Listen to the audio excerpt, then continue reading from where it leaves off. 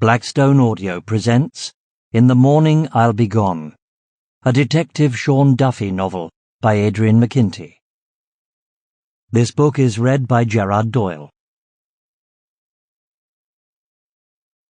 My friend, you must understand that time forks perpetually into countless futures, and in at least one of them I have become your enemy.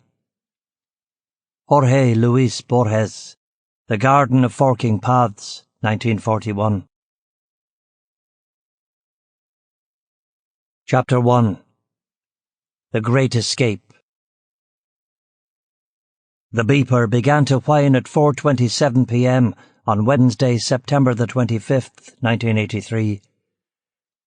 It was repeating a shrill C-sharp at 4-second intervals, which meant, for those of us who had bothered to read the manual, that it was a Class 1 emergency. This was a general alert being sent to every off-duty policeman, police reservist and soldier in Northern Ireland.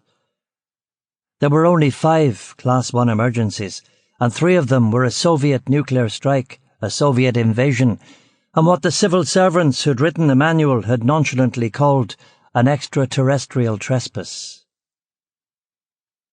So you'd think that I would have dashed across the room, grabbed the beeper and run with a mounting sense of panic to the nearest telephone. You'd have thought wrong.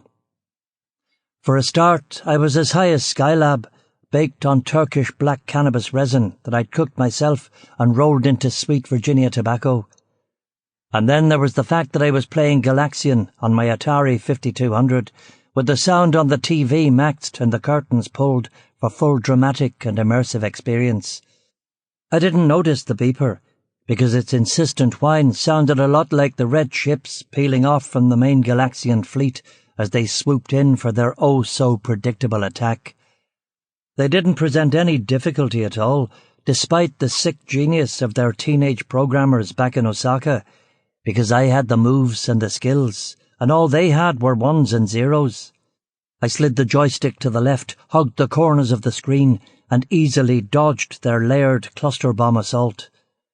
That survived. I eased into the middle of the screen and killed the entire squadron as the ships attempted to get back into formation.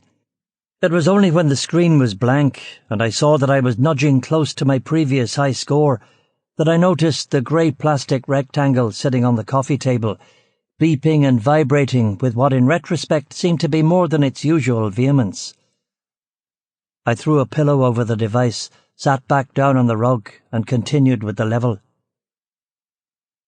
The phone began to ring, and it went on. Sample complete. Ready to continue?